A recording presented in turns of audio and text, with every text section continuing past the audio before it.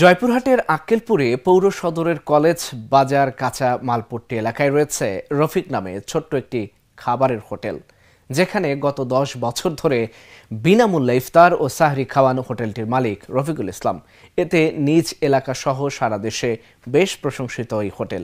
জয়পুরহাট থেকে জাহাঙ্গীর আলম খানের পাঠানো তথ্যচিত্রে ডেস্ক রিপোর্ট। এই হোটেলের মালিক রফিকুল ইসলাম 2016 সালে আক্কেলপুর কাঁচাবাজারে একটি দোকানঘর ভাড়া নিয়ে হোটেল ব্যবসা শুরু করেন। অবস্থাশালী না হয়েও তিনি পহেলা রমজান থেকে শেষ পর্যন্ত প্রতিদিন গড়ে 250 থেকে 300-র বেশি মানুষকে বিনামূল্যে ইফতার ও সাহরি খাওয়ান। তার ছোট ভাই মোহাম্মদ রুবেল হোসেনকে সাথে নিয়ে বছরের 11 মাস হোটেলের খাবার বিক্রির আয় থেকে রমজান মাসের জন্য প্রতিদিনই কিছু অঙ্কের টাকা জমা রেখে পুরো রমজান মাস এই কাজ চলমান রাখেন। তার এমন মহতী উদ্যোগকে সাধুবাদ জানিয়ে এখানে ইফতার ও সাহরি খেতে আসেন মুসল্লিরা। রফিক ভাইয়ের হোটেলে অনেকদিন যাবৎ চাকরি করি, তো এসে খালি শুনিয়েছি যে রমজান মাসে ইফতারি এবং চেহারি ফ্রি খিলানো হয়। তো এবার তাও দেখলাম নিচ্ছকে দেখে নিজেরাও কাজ করি। এই রমজান মাসে কোনো দিনে বেচা কিনা করে না, শুধু চেহারি আর ইফতারি ফ্রি খাওয়ায়। এই জন্য আমরা সবাই মিলে ফ্রিতে আমরা কাজ করি, এতে আমাদেরকে নিজেকে খুব ভালো লাগে। হোটেলে প্রতিদিন শত শত লোক ইফতারির জন্য চলে আসেন। কর্মচারীরা কেউ পানি দিচ্ছেন, কেউ ইফতার ভর্তি প্লেট দিচ্ছেন, কেউ বা শরবত দিচ্ছেন। রমজান মাস এলেই এখানে চলে জমজমাট সেহরি ও ইফতার পর্ব।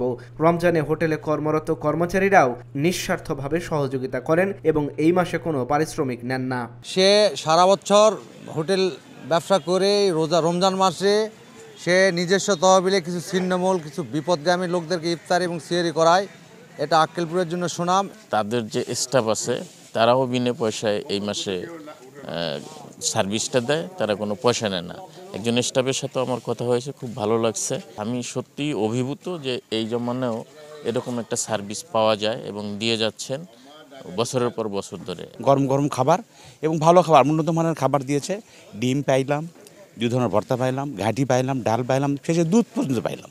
আলহামদুলিল্লাহ, অশেষ শুকরিয়া যে এরকম একটা উদ্যোগ নিয়েছে।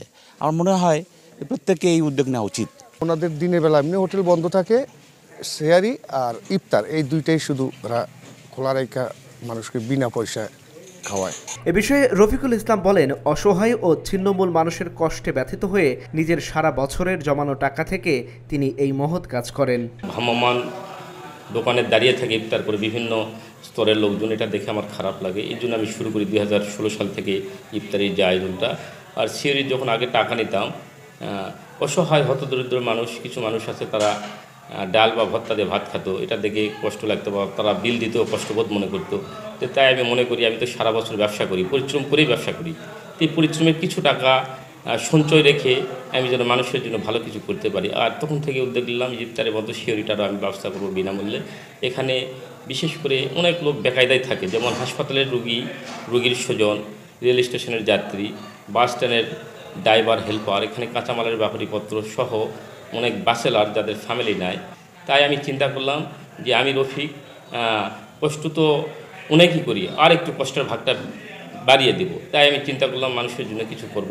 শুধু রমজান মাস না, আমার এখানে রমজান মাস বাদেও যদি কেউ ক্ষুধার্ত ব্যক্তি যদি আসে যে ভাই আমার সমস্যা টাকা নাই, তারা সব সময় আমার কাছে খেতে পারবে। বিনা পয়সায় সেহরি ও ইফতার করিয়ে অনন্য দৃষ্টান্ত স্থাপন করেছেন ক্ষুদ্র ব্যবসায়ী রফিকুল ইসলাম।